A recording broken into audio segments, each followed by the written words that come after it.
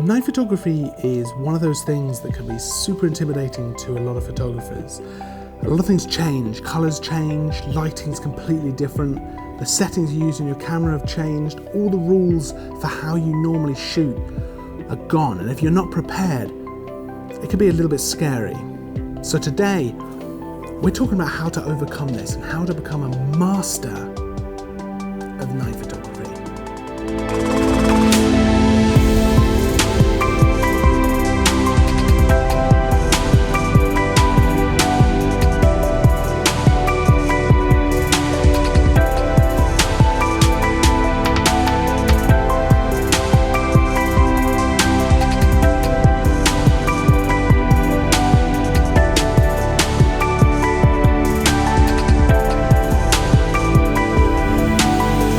So, night photography, everything's different. All the normal light you'd rely on is gone. The sun in the sky, it's not here anymore. There's new light, there's different light, colours have changed, they work differently with each other now. Places have changed, so places you'd normally write off, suddenly they're amazing, new light. Places you'd normally rely on, suddenly they don't work anymore. There's not enough light there, or they just become boring because of the lack of light. Now, there's a few ways you can shoot at night.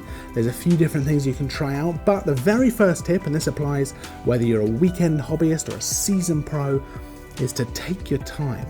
Everything's so different at night that it can be really easy to become overwhelmed with the challenges and the lack of light and how just how different everything is. So that is the very first tip, is to take it slow. I've seen people go in, they're really confident with shooting in the day, they go in, they go way too quick, they want to get on with it, they're excited, they bump up that ISO, they start shooting, and then they get home and their shots are quite noisy, quite blurry, grainy, they don't like the colours, and end up binning the whole lot. And it's really sad because they've just got disheartened because they just didn't have the patience to slow down and just think about their lighting, think about their surroundings. And if you just take the time to scout things out a little bit and think about it, you're going to have a much better time. And that leads me on to the second point, which is, where is your light going to come from?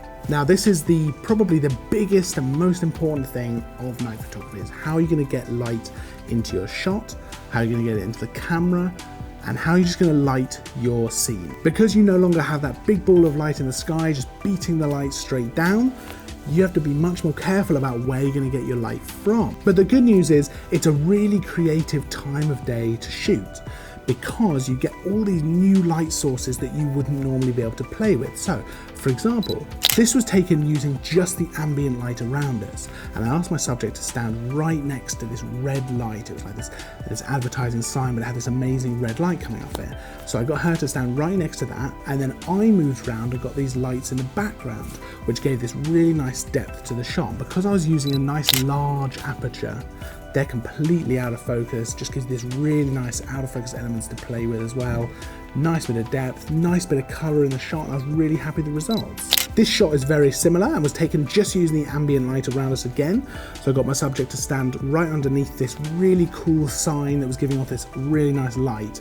And there was a street light pretty much right next to us, which was just lighting her face enough for us to get the picture. I was really happy with the results again. So both of those shots were taken just finding these really nice lights and then just moving until it worked for us. It's easy to think you won't get much colour because it's dark and that therefore you're not going to get a particularly colourful shot, but if you look around, you take the time to find these lights, there's some really amazing light sources around, and a lot of the time they're different colours as well, so you can kind of play around with that a lot, casting different lights onto people's faces, things like that, and you can get some really awesome shots. So this was taken on the seafront just using the street lights.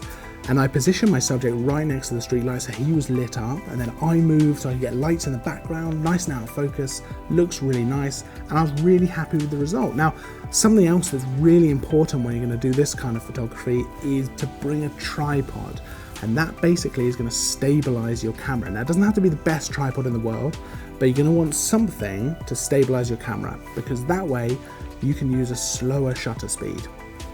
So this shot was taken 1/50th of a second, and basically what they're going to allow the camera to do is just let more light in. So it literally just means that the shutter is open for longer, letting more light into the sensor, which is fantastic for low light like this, where you need to gather as much light as you can. So if you've got that tripod, you can have that slower shutter speed because you're not going to have the camera shake. And in these situations, I just ask my subjects to stand as still as they can. And to be fair, they did a really good job, but now I don't have to worry about camera shake at all. So I can get that more light in. Therefore, I don't have to bump up my ISO as much, which means I don't get as much noise in the picture. Ideal. This was also taken on the seafront, and we found these really cool purple lights, and I immediately wanted to use them to light the shot. So I set up my camera on the tripod, used a nice wide aperture, and got this shot. And I guess what I'm trying to say with all of this is, as long as you take the time to find lighting, something that's going to light your shot, something that's creative and interesting, and you take the time to set up your shot, you just take a few extra minutes to move around until you get it exactly as it should be, you're going to get some really nice shots, as opposed to just rushing in, snap, snap, snap, and you're going to come away a bit disappointed. So it's definitely just worth taking that extra time. Something else you can do is bring your own light. So this shot was taken using a continuous light that I brought with us to light the shot. And this gives you a huge amount of freedom for how you want to shoot things. So for example, with this particular shot, we found these really cool blue lights, but there was no light around us to actually light the subject. So it would have been a pretty awful shot. But by having that continuous light with us, I was able to pop that on a light stand, whack that on, and she was nice and illuminated. And it just created this really nice picture with the blue lights in the background, which we were only able to get because I brought a light with us. Now, lots of people make portable lights that you can bring with you. Rotolight makes some really nice lights, and that's definitely worth having a look at. Now, I'm not going to get too much into the differences between continuous lighting and flash lighting, because that probably wants its own video, to be honest. But because it was a continuous light, it was a nice soft light, but also I was able to see the shot as I was building it. So I was able to compose everything and see everything, as opposed to the kind of trial and error you might get from using a flash. And ultimately, it just gives you the freedom to shoot anywhere in the dark, whether there's an ambient light or not, because you're able to light your shot independently of that, which gives you a huge amount of freedom. But I hear what you're saying. What about shooting the city at night? What about shooting a landscape, like a mountain range with the stars coming out? Well, that's a little bit different. So obviously you can't light a landscape like a mountain range in the same way you would light your subject, but you can allow more light into the camera. So we're going to need a tripod for this one again, because we're going to use a much longer exposure. So once you popped your camera onto your tripod, you frame up your shot, you're going to set your shutter speed to something like 3, 5 or even 10 seconds, depending on how much light is in the frame, and you're just going to let that go, and you're going to end up with a much brighter picture without having to bump up your ISO. Now, we'll go into long exposure photography in another video properly, but what this is going to do is leave your shutter open for longer, which lets more light into the sensor, which is going to create a much brighter image. There are other benefits as well. So if you've got water in the shot, it's going to kind of smooth that out, and you might get that slightly misty effect.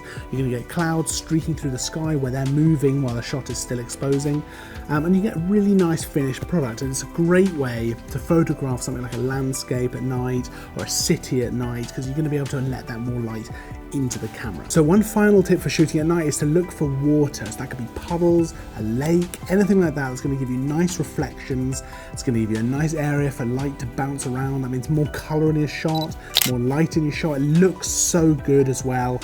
You can get really nice kind of half and half symmetry reflections, all kinds of things, and lights reflected in puddles and things like that just add massively to the shot. Now, if you want to go full on, you can actually bring your own bottle of water. You could do that. You could then create your own puddles if it's not been raining, wet the road, wet the surface you're standing on, and it just gives a bit of an opportunity for light to bounce around a bit, give you those reflections in the shot, which is great. Always looks so good. So that's some of our tips for shooting at night. Now we'll go into some of the bigger topics like astrophotography, long exposure, shooting video at night, things like that, which are a little bit different and deserve to have their own videos. I hope you found our tips helpful. If you have any of your own tips, I'd love to hear about them in the comments below. If you have any questions, pop them down there as well. We'll get back to you as soon as we can. If you liked the video, hit the like button, make sure to subscribe. I'll see you in the next video, and as always, thanks for watching.